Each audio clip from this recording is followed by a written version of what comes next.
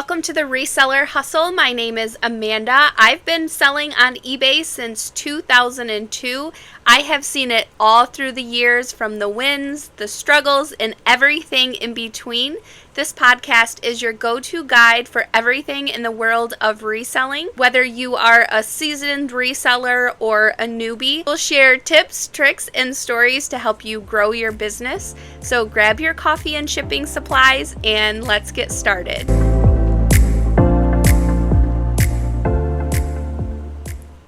Hi everybody, and thank you so much for joining in on episode 4 of the Reseller Hustle.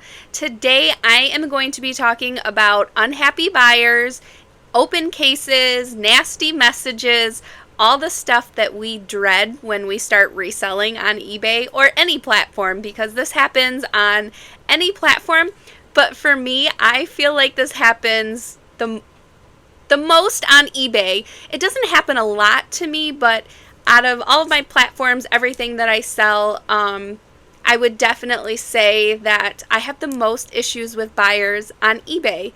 Mercari, I have been selling on Mercari since 2015. I have had one return. Mercari did approve the return. I got the item back and it was damaged. It was some bookends, and they had broken one of them and then tried to use some type of, it smelled like dental glue, like it smelled like I went to the dentist, and they used some kind of like bonding, I don't even know, but I sent pictures to Mercari and they refunded me. I don't know if they refunded the buyer or not, and I have never had an issue on Poshmark.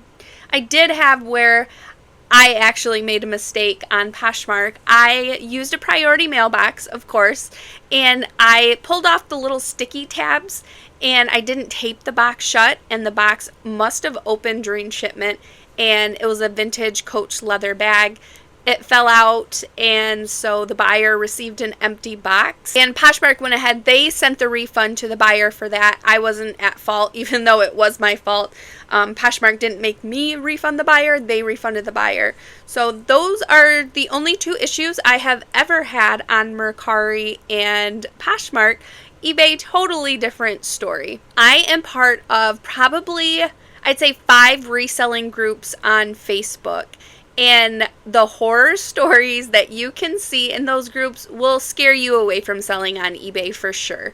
But don't, because they are few and far between. I need to look, because I keep just throwing a number out there.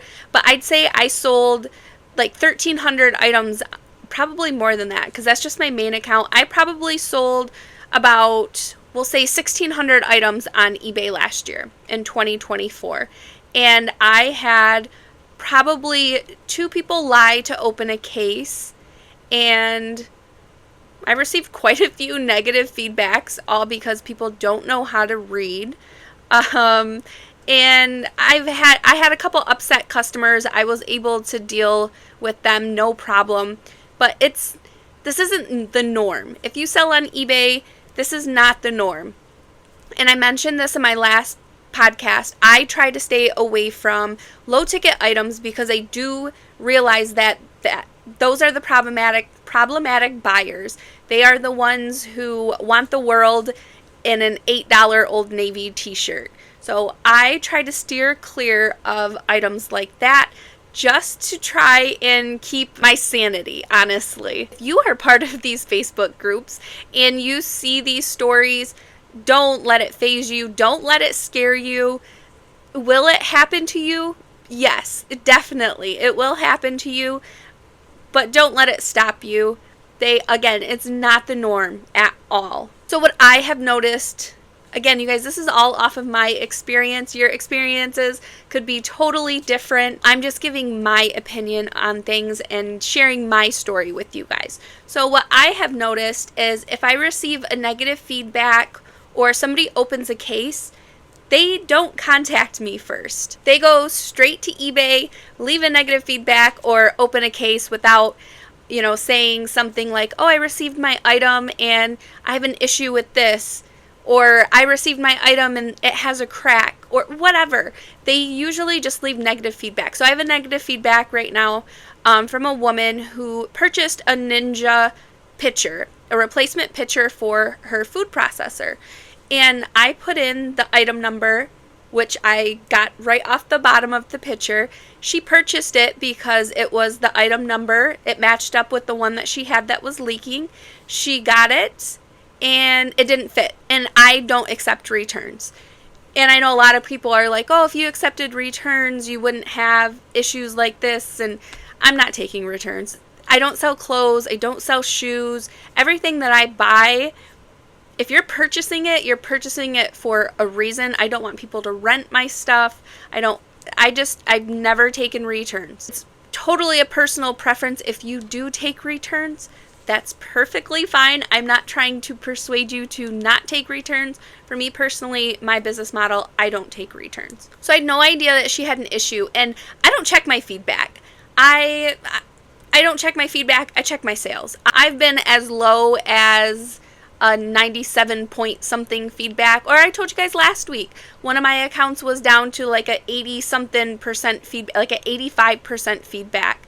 And I had the best week ever, even with that horrible feedback. So I don't check my feedback because I don't want to stress myself out. So I just so happened to click on one of my items to do sell similar or something like that. And I noticed, underneath your item, it says your username and then it has your feedback percentage. And I was like, oh my gosh, why is my feedback lower? So I go check out my feedback. She had left me negative feedback because it didn't fit. And she even says in the negative feedback that it was the same model number on the bottom, but it didn't work. And she was like, I can't even return it. In those instances, if somebody were to message me, of course I'm going to take a return. If you bought something thinking that it was going to work for you and it didn't work out, return it. Or I would have just sent a refund. Honestly, on some stuff, it's not even worth it for you to ship it back to me. I paid next to nothing for it. Here's a full refund. Keep the item. Have a great day. Some people don't do that. Some people don't offer partial refunds. I do. So I messaged her and I told her, I'm so sorry this didn't work out for you. If you would have messaged me, no problem, I would have accepted a return on this. Would you like to return it? I'll pay for the return and give you a full refund. She never messaged me back, ever. So there's just some people who you just can't make happy, because that was a great offer. I was offering to pay for her to ship that item back to me, and then I would give her a full refund on top of that because I knew I could sell it again. It sold for like $45. So I was going to send her probably like a $60 refund, we'll say.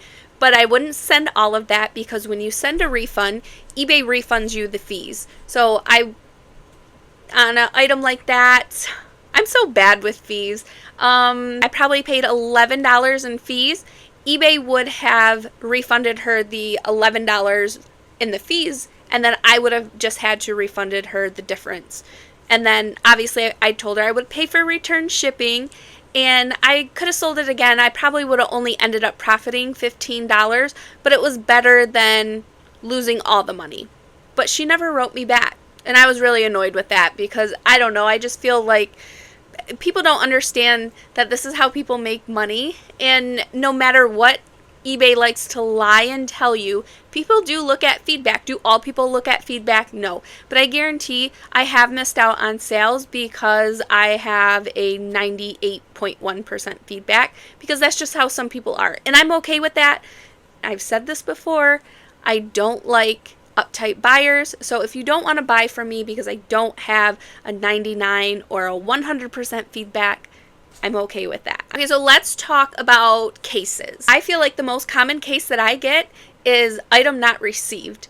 And 90% of the time, they received the item. I do not understand it. I just had one open a couple months ago. I want to say it was like a month and a half ago. And it was on some detergent that I sold. And it was delivered November 23rd.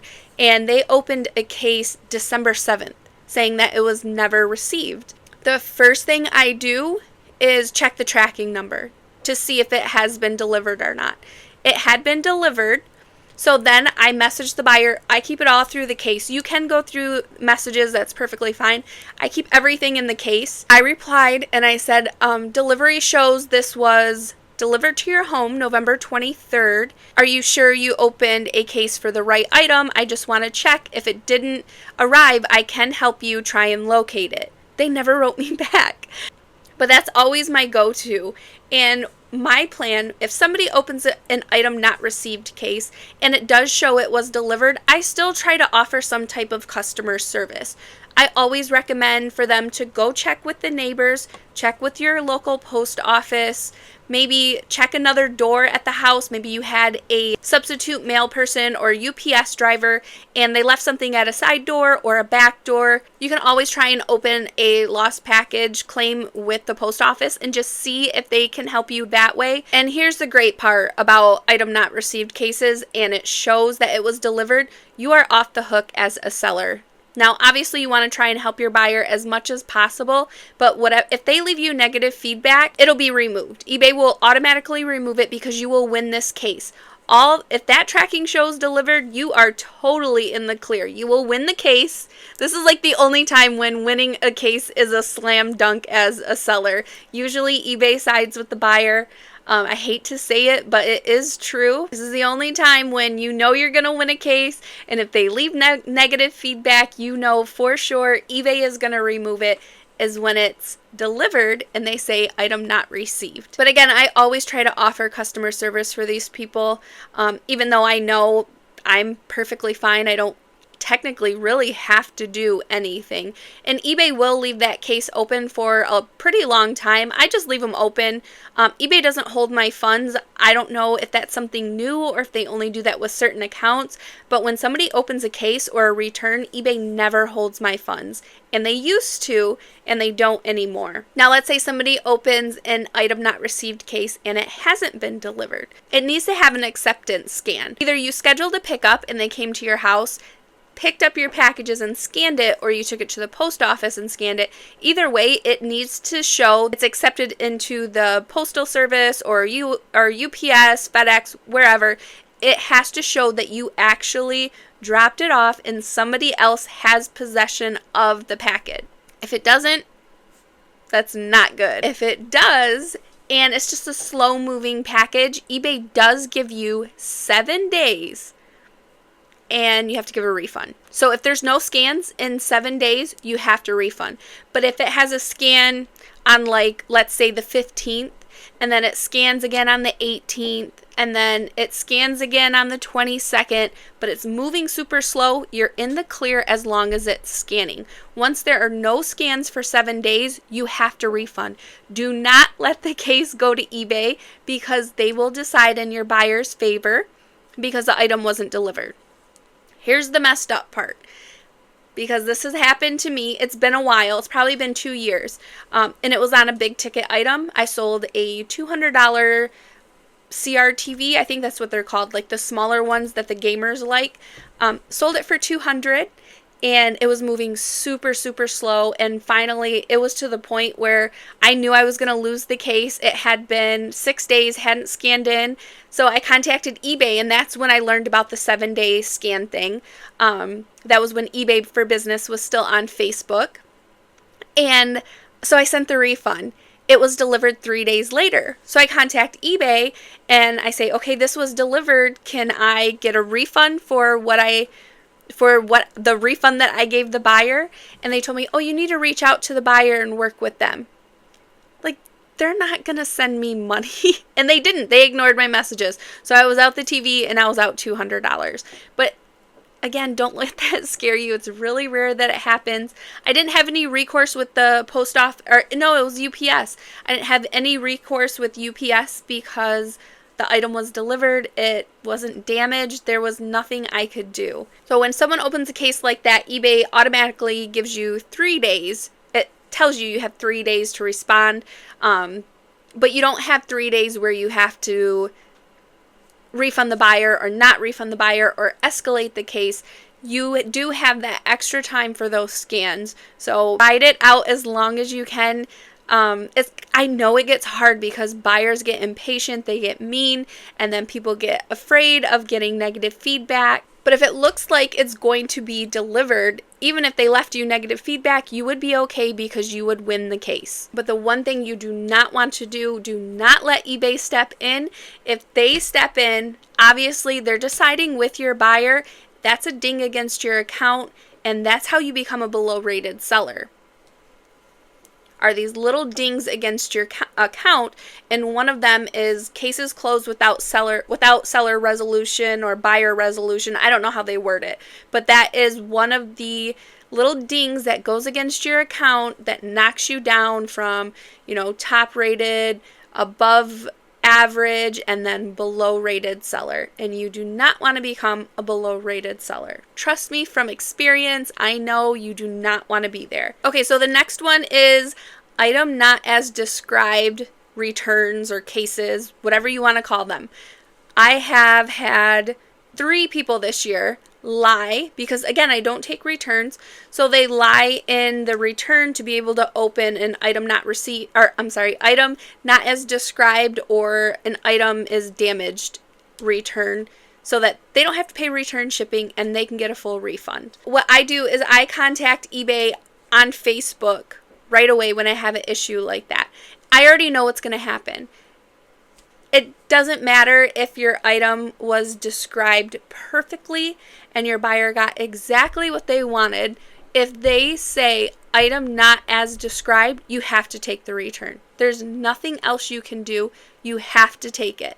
And what eBay tells you to do is when you get the item back, report the buyer. And I don't like to talk bad about eBay because I do very well on eBay. If it wasn't for eBay, I wouldn't make the kind of money that I'm able to make working what little hours I work. eBay will always be my favorite platform. It will always be my top performing platform, but they need to get it together when it comes to protecting their sellers. They just don't at all whatsoever. So in my last case that was open, a woman bought a piece to a dollhouse, and it was for a specific dollhouse, and I have all of that information in my title, in my description.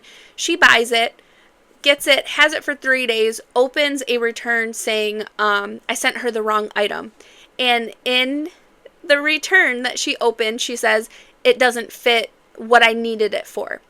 So, and then in the pictures, you can clearly see that it's the exact same item that I sent her, on top of the fact that in the case, she says the reason why she wants to return it is it doesn't fit. So she just lied altogether. I call eBay, and I know better, but I was driving. I was at my parents' when she opened the case, and I had messaged her that, that's mail fraud.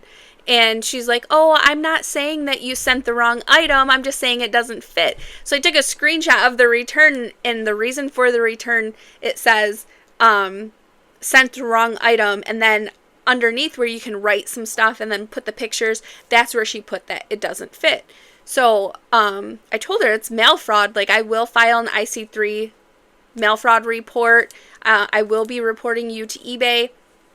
So I called eBay because my parents live about 45 minutes away from me. So I'm like, let me just call them.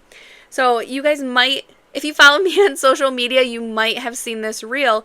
I'm talking to a rep, and there's a rooster crowing, and it sounds like the rooster is sitting like right next to them. I'm not talking like I live on a farm and, there's roosters out back. No, this rooster sounded like they were like chilling on the couch watching TV together.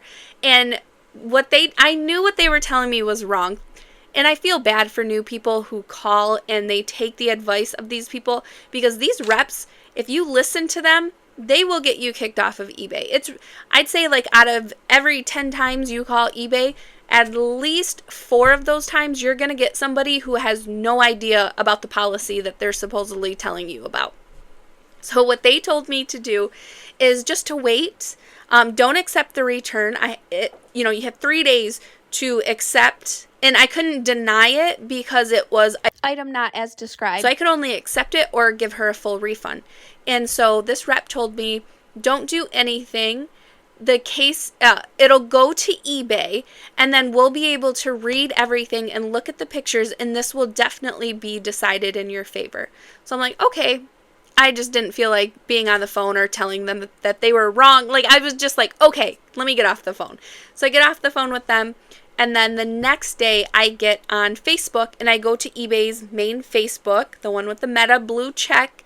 When you, if you ever run into an issue, contact them there. Do not call. Especially if you're new and you're unsure about policy, do not call. So I message them and I tell them everything about the phone call, the rooster. I sent them a video of it because I recorded it because I make content and there's a rooster crowing. So I'm like, oh my gosh, I have to record this.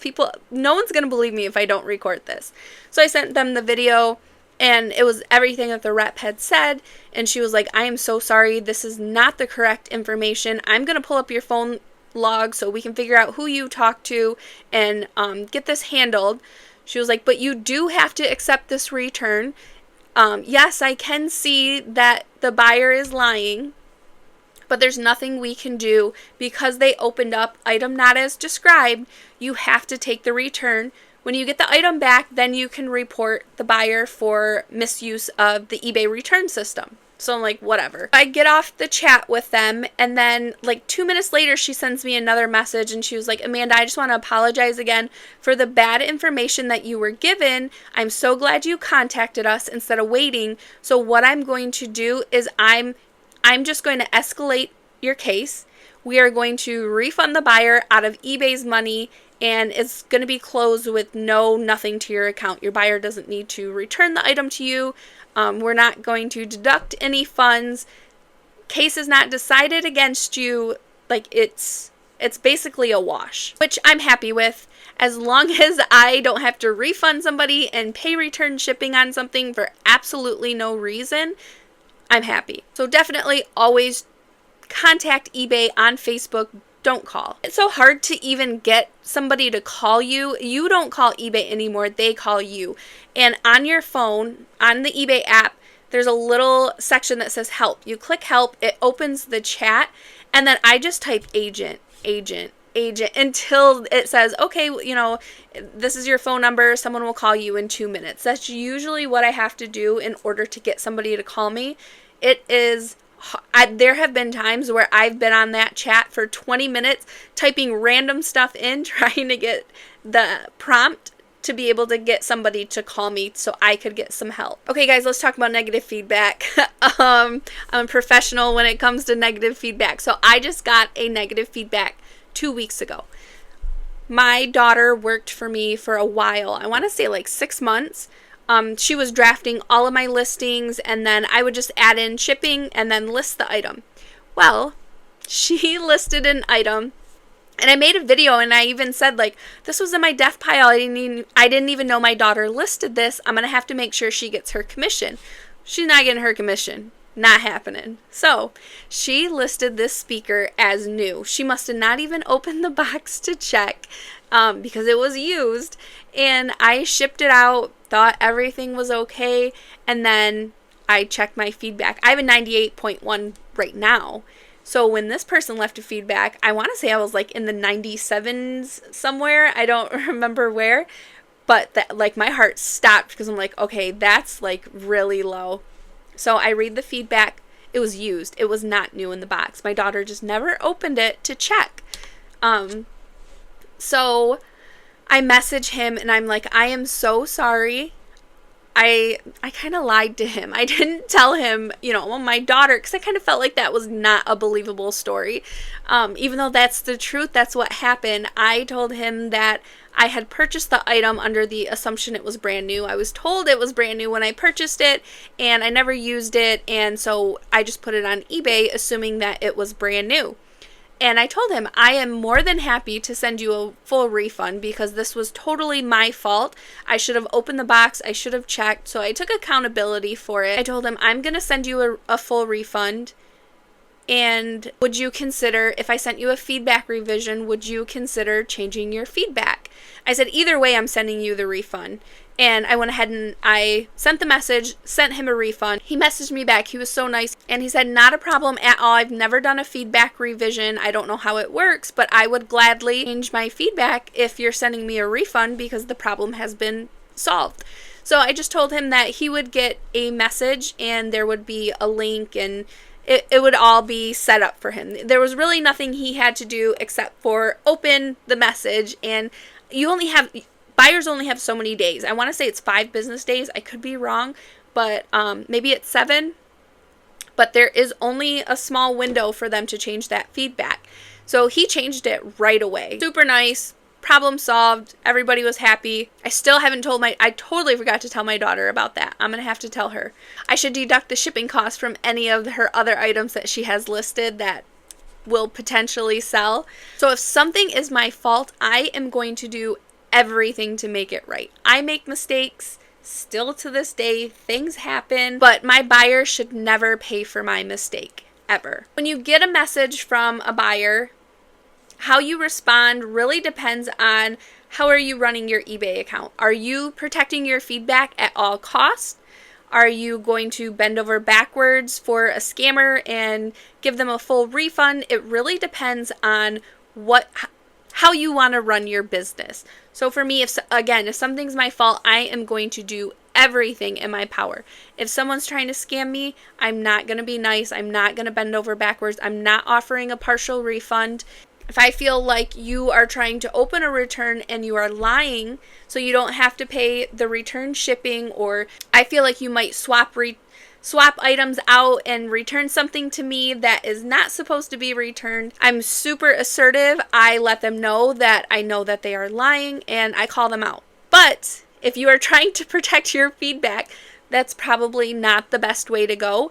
For me, again, if they're a scammer, I let them know that I know that they are trying to scam me and what recourse I have as far as IC3 reports and all of that. Again, I've said this before in another podcast. Am I really going to do it? No.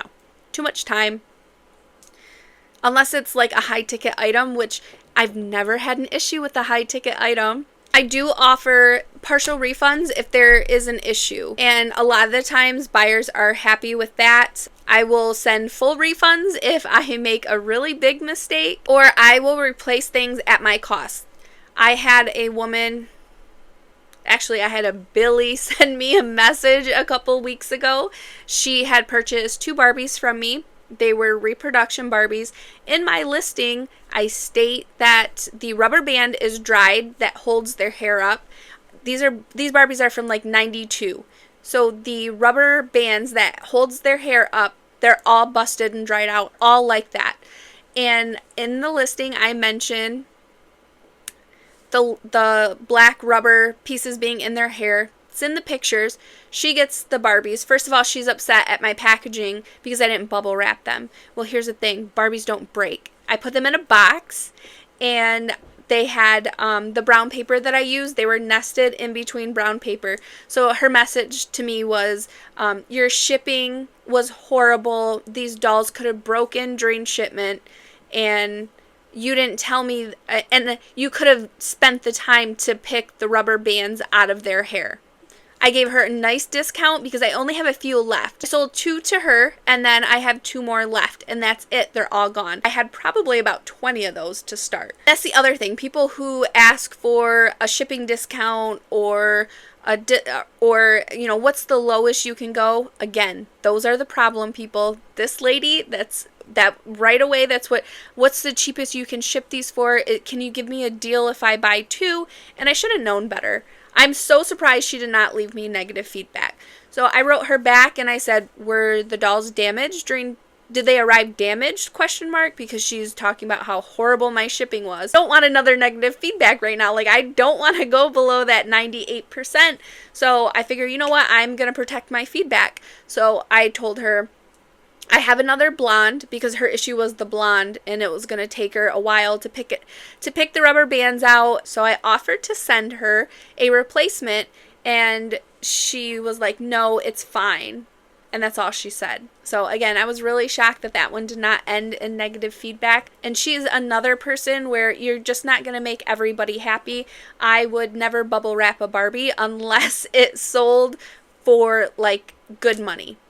Then yes, I'm going to bubble wrap her. Or if she's old, like old, like this one right here. If she sells, I will bubble wrap her put her in a box. She's an $80 Barbie. I know some of you guys can't see that, but I just held up a Midge Barbie from the 60s. She'll probably sell for between $60 and $80. She will get bubble wrap. She will get a box, just to be safe. But a $17 Barbie from 1992 that you could like throw against the wall and nothing's going to happen to it, I'm not going to bubble wrap it. I don't overpack my items. I'm not wasting money on shipping supplies.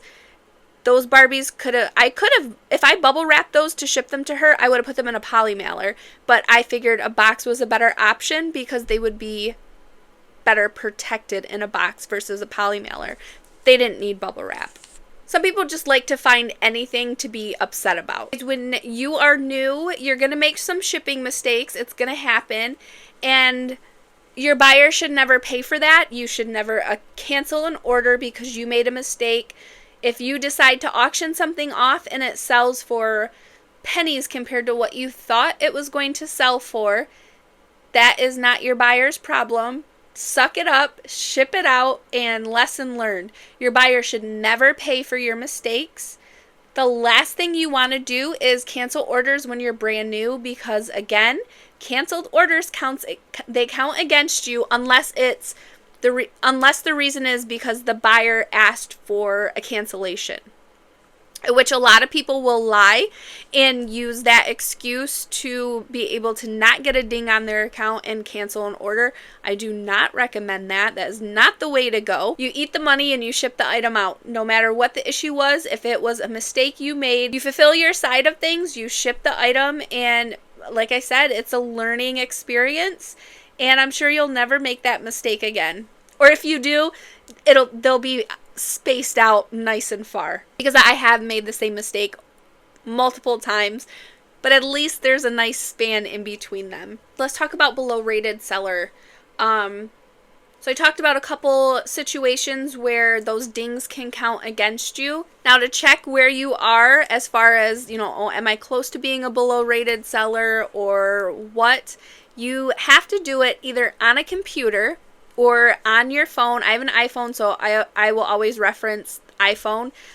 Go to Safari, go to ebay.com or whatever your internet browser is. If you have an Android, go to that and then scroll all the way to the bottom at ebay.com and it'll say classic view, and then you click on that and it turns it into like the computer view where you can do mostly anything that you could do on a computer.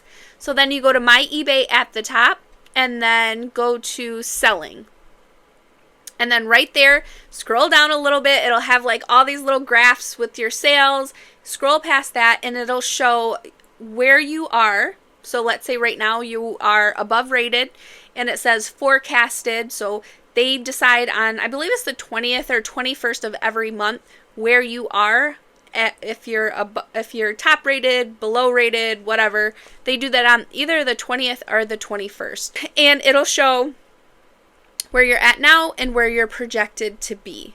And then you can see your metrics there. You can see, like you have, it shows everything. It's all based off of a percentage. So when you're brand new, the last thing you want to do is to be canceling sales. A lot of people end up being below rated because they are selling on multiple platforms and that their cross lister doesn't have an auto delist feature. So they are not delisting their items. You sell something on Mercari, it stays up on eBay, and then you sell it on eBay three weeks later and you're like, oh my gosh, I don't have that item. It's not in stock. Let me cancel this sale.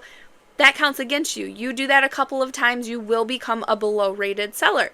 So when you are a below rated seller, now I talked about this on my first podcast, I believe. I was a below rated seller in 2020 until 2021. It takes a year to get out of this. No matter what you think, you cannot outsell being a below rated seller because of the restrictions that eBay will put on your account. This isn't even the worst one, but the very first one, you are going to pay eBay an extra 6% in fees. So if your category, let's say books, I think books is pretty high. It's like 15 point something percent. So if you're in books, you're going to pay that plus another 6%. And it's just like how the regular fees are. It's on taxes, shipping, and what your item sold for. So it's on the total amount that your buyer pays. You're giving eBay an extra 6%. It was 5% when I was below rated, so it's gone up a percent. For me, this was the hardest part right here. They will limit how much you can list and sell. So my restriction was 400 items or $15,000. What I had to learn the hard way was that doesn't mean that, okay, let's say the month of February, let's say I have 390 items listed and I sell 20 items this weekend. That doesn't mean that now I'm at 370 and I can list 30 more items. It's 400 total for the month, listed and sold combined. That was so rough. I called eBay every month to try to get them to up that for me. They never would. $15,000 wasn't that bad. I could kind of manage that. But the 400 items just killed me. And on top of that, you cannot promote your items, which I know a lot of people think that promoting your items doesn't work. For me and my store, promoting my items boost my sales tremendously. And this is probably the worst part. They bury your items in the search results. So let's say we are both selling the exact same item. Your item will be on the first page, mine will be way towards the back. So people have to get through 4 pages of items or however many pages to find mine. Even if mine is the best price with the lowest shipping, it doesn't matter. They are going to see mine last. eBay does everything they can to bury your listings. And then now eBay has this partnership with Facebook Marketplace. So certain items will be shown on Facebook Marketplace. When somebody clicks on it, it'll take them to eBay. All the sales will be through eBay, but people can find your stuff on Facebook Marketplace now. But if you're a below rated seller, your items don't show up on Facebook. So I'm going to also assume that more than likely your items aren't showing up on Google either or any other third-party sites that eBay has a partnership with. Because I just read that today about Facebook. Because I was reading up on it. I was a little bit curious how that was going to work. So I guarantee that if you are below rated, your items won't show up on Facebook. A below rated seller was horrible for me. That was like right around the time where I stopped working at my husband's business every day, and he was like, look, you're doing really good on eBay. I know you want to make this your full-time thing. Like, don't worry, I will hire somebody. I got this under control. And so I quit working, and I was finding all this great stuff. Like, it was amazing. The bins were amazing to me back then, and I couldn't even list everything. I was trying to juggle things, and it was really difficult. And of course my parents are awesome. They offered for me to list on their account, but I was so afraid because I was a below rated seller. When I went to their house, I wouldn't even open my eBay app. I would turn my Wi-Fi off so I wouldn't connect to their network. Like, I was so careful because whenever 2 accounts are linked together through an IP address, if one gets shut down, then the other gets shut down as well. So I was so careful because I would have felt so bad if I would have ended up losing my account for whatever reason. That was always my fear every single month, was I was going to lose my account. I stayed on top of things and just to make sure that did not happen. So I didn't take my parents up on the offer on selling on their account, just to keep everything on the up and up. Like I said, I would have been crushed if my parents would have lost their eBay account. So after this happened, you know, eBay, I've noticed eBay is, they're getting a little soft. So I was just looking through in order to find some of this information for this episode. I looked through my messages with eBay for Business when they were a thing. I still have all my messages going all the way back to 2020 with them. So I was reading through everything. And in 2020, I was suspended for 3 days on eBay. This is how eBay used to do things.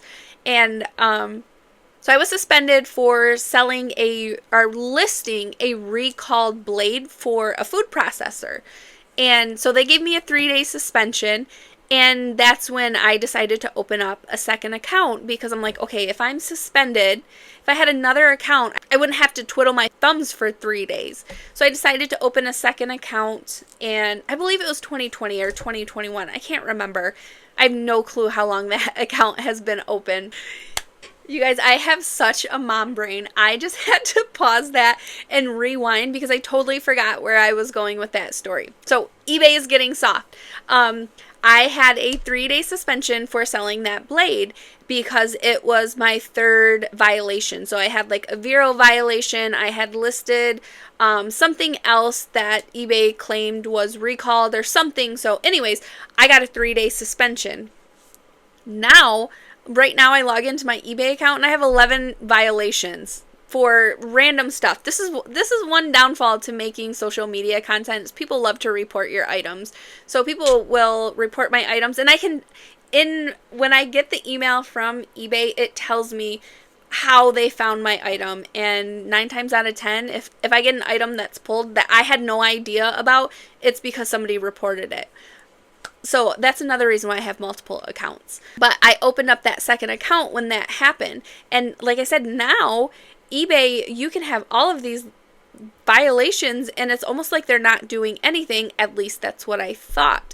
So, and again, these Facebook groups, it's hard to believe everything that you see and hear because that's just the way the world is. But I had seen somebody post in one of those groups, their 90-day total was crazy high. Like, I don't remember, but I know I'm going to say $60,000. It was somewhere around there. Like, it was a crazy high 90-day total. And their account was permanently banned for having too many listing violations. So, like, my heart dropped. I'm like, oh my gosh, I'm going to have to fight some of these. Because I've just been letting them, like, some of them are like hazardous material. There's certain chemicals in certain cleaners that I listed, which I checked the label and that's not the case. And I even got on Google and checked, and these cleaners that they are pulling don't have the chemicals that they're saying that they do. So I'm going to go in and fight those. And what I do, I don't know where to find that. Like, you guys, I just sell on eBay. I don't know. I know like some people know how to navigate the website and you go here and you do I Google everything or chat GPT everything, because even like to block somebody, I just Google block a bidder on eBay or block a user on eBay and it'll pop up. I click the link, put the person's name in there, and then I'm good to go. I Google everything. I don't know how to navigate the website like the back of my hand. So when I finish this podcast, that is my plan. I'm going to go lay in bed. I'm going to edit this. But first, I'm going to get on Google and I'm just going to type in eBay defect removal or something like that. Find where I have to go and fight some of these defects, because that made me nervous. That made me really, really nervous. Because back in the day, which it wasn't even that long ago, 3-4 years ago, 3 violations and you got a 3-day suspension, and then it would be a 7-day suspension. They would go all the way to a 30-day, and then after that they just kick you off. If they pull something, you don't even have to relist the same item. If you list something in that category before, you would lose your eBay account. If, let's say I listed a cleaner that was recalled, if I were to relist that same cleaner, eBay would kick me off the site like instantly. And that's not happening anymore either. So I don't know if they're changing policy or what, but they're getting a little soft, and I'll take it because they were not like this before. But hopefully they realize it's hard as a seller to know that something has been recalled or you can't sell it on eBay, especially when you see other people having the same thing listed or the same thing sold. I get this about the perfumes all the time. You cannot list used perfume on eBay.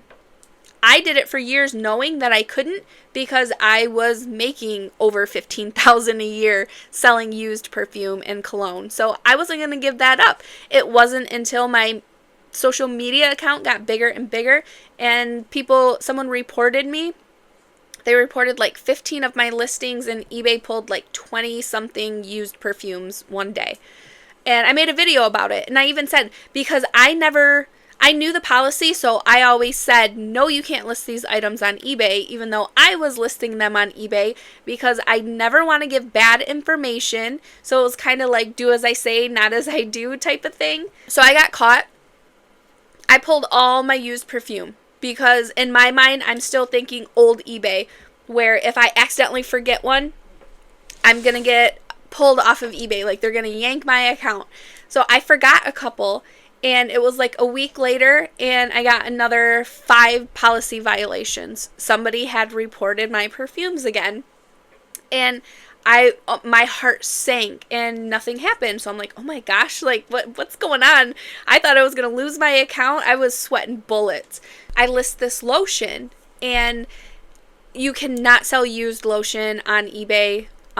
You can't sell used hair products, anything in the health and beauty department, you cannot sell. Changing the category does not change the item. So if you say, oh, but you can list it in the collectibles. No, you can't. I had perfumes and colognes pulled from the collectibles. You can't sell them. You just can't. Mercari, Bonanza, Etsy, that's where I list them at. List this lotion, and the lotion is like really thick, so it looks kind of funky inside the bottle. It's a brown bottle. It's one of the aromatherapy Bath and Body Works lotions. So I list it. It's brand new. I know better. It's brand new. I'm not listing anything used on eBay. Well, their AI bot pulled it. So I got an email first. So I read the email, and it says, you can't sell used lotions or perfumes on eBay. The only exception is sprays. So I'm like, oh, I can list, like I just got 30 something pulled in like 2 weeks ago. Did the policy change? So I call eBay, mistake number 1, and the rep I talked to, she's like, yes, you can list, as long as they're sprays, you can list them. That email was correct. And I have shared this email on Reels and in YouTube videos. They say I can sell sprays. So I'm like, okay. Well, I ended up having to talk to another rep. I don't remember exactly what happened, but she had to transfer me to somebody so that we could get that defect on my account removed, because that lotion was new. So when I talk to that rep, I ask them as well. I tell them I was under the pretense that we cannot sell used perfumes. I got this email, I read it to them, and they're like, yes, you can sell used perfume on eBay as long as it's a spray. So I make a video, I tell all my followers, I post the email that they sent me, and then a week later they pull all of my used perfumes again because somebody reported them. Mind you, they're all in the collectibles category, because that was the other thing. They need to be in the collectibles. They can only be sprays. They can't be splashes. They could have never touched somebody's skin. Okay, cool. They pull all of them. I mean, easily it was 30 something perfumes. So they pull all of them, and I messaged eBay then on Facebook, because at this point I know better, and they tell me that no, I can't list any perfumes in any category if they've been used. You can't sell testers. Like, they gave me all the information. So do not sell used perfume on eBay. No matter what anybody tells you, even if they say, oh, it's okay in the collectibles category. If you really think about it, that doesn't make any sense. If you can't sell something, if you change what category it is, if you change what category it's in, it doesn't change the item. It doesn't change what it is. And eBay changed that policy in like 2019. I remember I have been selling used perfumes for quite a while, and I remember when they changed everything. Will you see a ton of used perfume listed and sold? Yes. Why? I don't know. I have no idea. It's just like speeding on the highway. They can't catch everybody. Even though with technology you would think they'd be able to catch everybody, for some reason they don't. They only catch you and pull your items. Hey, you guys, I want to answer a question at the end of this episode. I have so many questions, so many great emails, stories. I appreciate everybody who has sent something in. My next episode, that's all I'm going to do is answer questions. So if you have a question that you would like answered or you have a story, whether it's a good story, bad story, whatever, just send an email in.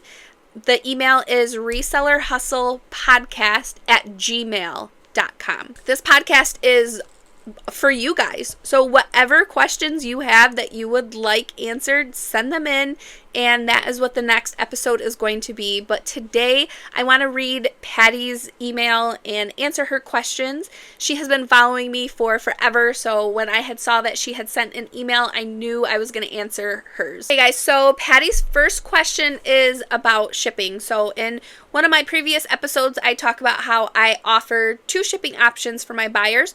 I always offer Ground Advantage first because it's the first one that pops up. Is I always want it to be the cheaper one, which is Ground Advantage. It's slower, but it's cheaper. So I want my buyer to see that cheaper shipping option. So that is the first one I select, and then I go in and I'll select Priority Mail.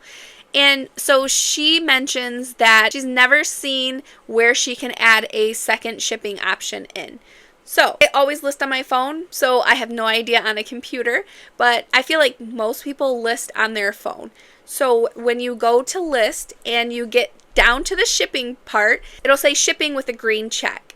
And if you go all the way across to the right hand side of the screen, there'll be a little pencil. You click that pencil, and I use calculated shipping, so right there it's gonna have me like put in the dimensions and the weight, and then it'll say shipping service, and again, the first one I'm selecting Ground Advantage, and then right underneath that it says it has a plus sign and it says additional domestic shipping.